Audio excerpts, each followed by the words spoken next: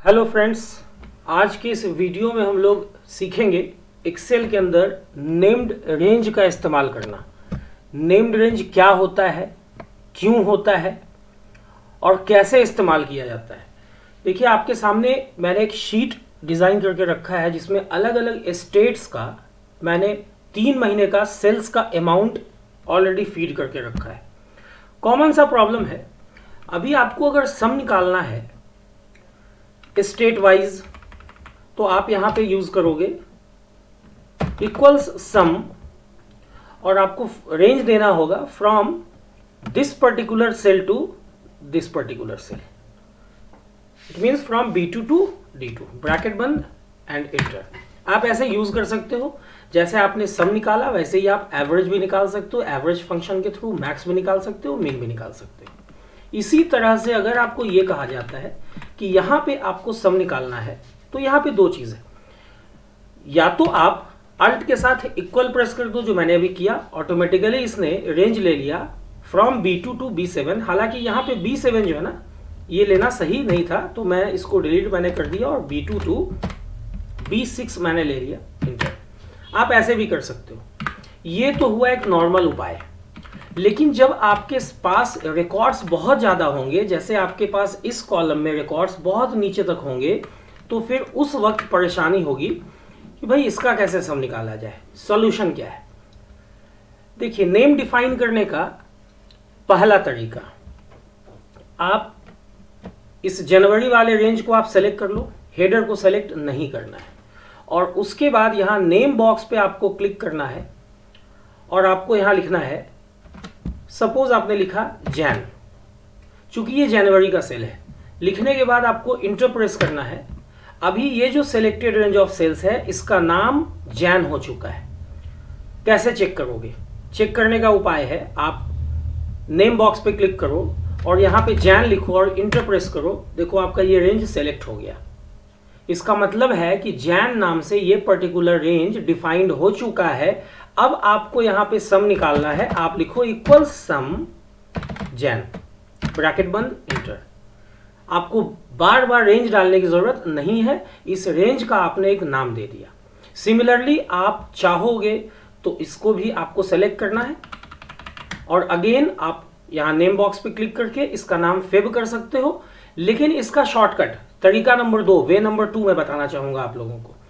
वे number 2 है, आपको keyboard से कंट्रोल के साथ F3 बटन दबाना है। जैसे ही आप F3 बटन दबाओगे, देखो नेम मैनेजर का डायलॉग बॉक्स आपके सामने है। अभी यहां पे जो मैंने पहले से यहां नेम बॉक्स के जरिए जो नेम डिफाइन किया था वो यहां पे है। आप चाहो तो इसको डिलीट कर सकते हो अगर यूज में नहीं है तो। नहीं, मुझे तो डिलीट नहीं करना, एक नया मुझे नेम बनाना है, नेम डिफाइन करना है। तो न्यू पे आप क्लिक करो और सपोज इसका नाम मैंने डाल दिया फेब। फेब डालने के बाद अब देखो, दो तरह का नेम्ड रेंज होता है एक्सेल के अंदर, एक वर्कबुक और दूसरा वर्कशीट। वर्कबुक बेस्ड जो नेम रेंज होता है वो आप उस वर्कबुक में जिसमें आपने इस नेम रेंज को डिफाइन किया है उसके अंदर सारे शीट्स में आप यूज कर सकते हो। तो अभी हम लोग वर्कबुक बेस्ड ही देखते हैं कि ये कैसे काम करता है। ठीक है, अभी वर्कबुक ही रहने देना है, ओके पे क्लिक करना है। अब देखो, यहां से क्लोज कर दो। अब ये जो सिलेक्टेड रेंज ऑफ सेल्स है, जिसको सेलेक्ट करने के बाद आपने कंट्रोल F3 बटन दबाया था, ये फेब नाम से डिफाइंड हो चुका है। तो अभी आप चाहो यहां पे तो फॉर्मूला आप लिख सकते हो, इक्वल सम फेब, ब्रैकेट बंद, इंटर। ये फेब का आपका जो है सम आ चुका है। इसी तरह से अगर आप चाहते हो कि भाई इसको भी मैं एक नाम दूं, तो आप यहां से इसको सेलेक्ट कर लो।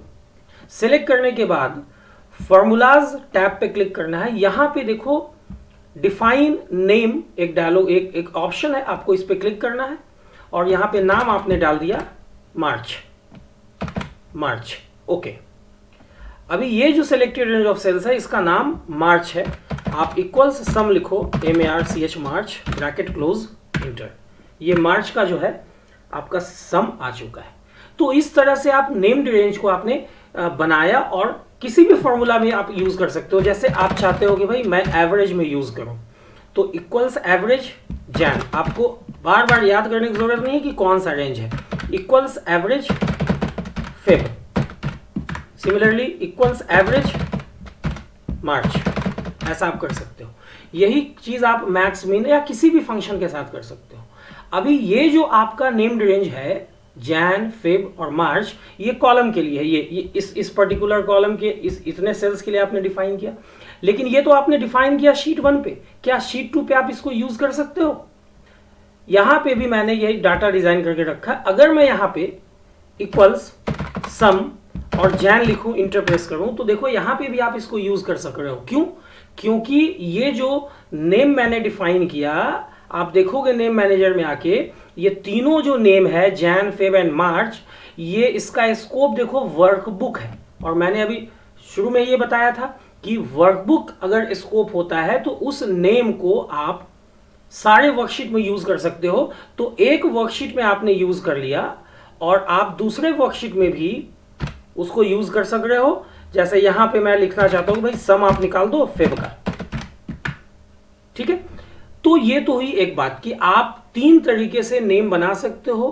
पहला तरीका है आप टास्क बार पे क्लिक करो, सिलेक्शन के बाद जितने सेल रेंज को आपको नाम देना है उतने सेल रेंज को सेलेक्ट करना है, टास्क बार पे जाना है, वहां पे नाम देना है, फिर यूज करना है। दूसरा तरीका है कि आप सिलेक्शन के बाद चले जाओ डिफाइन नेम में, जो कि फॉर्मूलाज टैब के अंदर है। और तीसरा तरीका है कि सिलेक्शन के बाद आप कीबोर्ड से प्रेस कर दो कंट्रोल के साथ F3। अभी एक तरीका मैं आप लोगों को और बताना चाहूंगा, बहुत ही इंपॉर्टेंट तरीका है। देखो यहां पे बहुत क्विकली ये डिजाइन बन जाएगा। जैसे मुझे पता है कि ये सारे सेल्स का मुझे इतने का मुझे रेंज बनाना है, तो स्टेट ये A1 से लेकर के मैंने D के 6 तक ऐसे सेलेक्ट कर लिया। और सेलेक्ट करने के बाद फार्मूलाज पे जाना है और यहां देखो डिफाइंड नेम्स सेक्शन के अंदर क्रिएट फ्रॉम सिलेक्शन, ये एक ऑप्शन है जिसका शॉर्टकट कंट्रोल शिफ्ट F3 है। मतलब आप चाहो तो कंट्रोल शिफ्ट F3 भी कीबोर्ड से प्रेस करके आप ये काम कर सकते हो। यहां पे आपको क्लिक करना है। अभी यहां पे 4 चेकबॉक्स आपके पास है।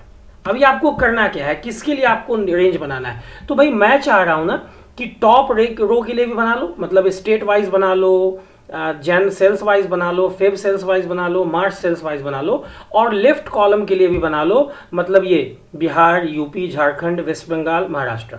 तो दोनों को मैंने चेक कर लिया। अगर आपको किसी एक के लिए बनाना है तो आप किसी एक के लिए बना लो। ओके, अभी आप देखो यहाँ पे नेम बॉक्स के अंदर ये देखो सारे आपके यहाँ पे डिफाइन होके आ गए। अगर आप बिहार पे क्लिक करते हो तो ये बिहार का पूरा रेंज सेलेक्टेड है।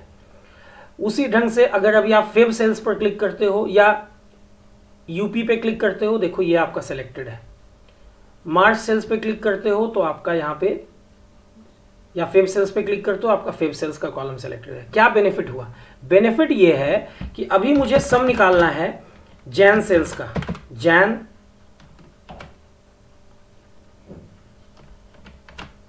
सेल्स 3 बार अंडरस्कोर है जैन सेल्स।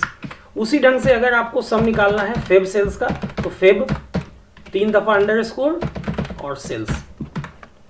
मार्च सेल्स का मुझे सम निकालना है तो equal sum march 3 times underscore and cells. तो ये आपने यूज कर लिया ये टॉप कॉलम वाला।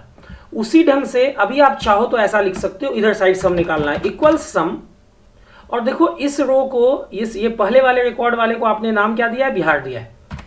ये बिहार एक्चुअली नाम जो है ना वो ये यहाँ पे जो फर्स्ट कॉलम में जो भी चीज है ना वो नाम आ जाएगा। देखो आपका यहाँ पे सम निकल गया।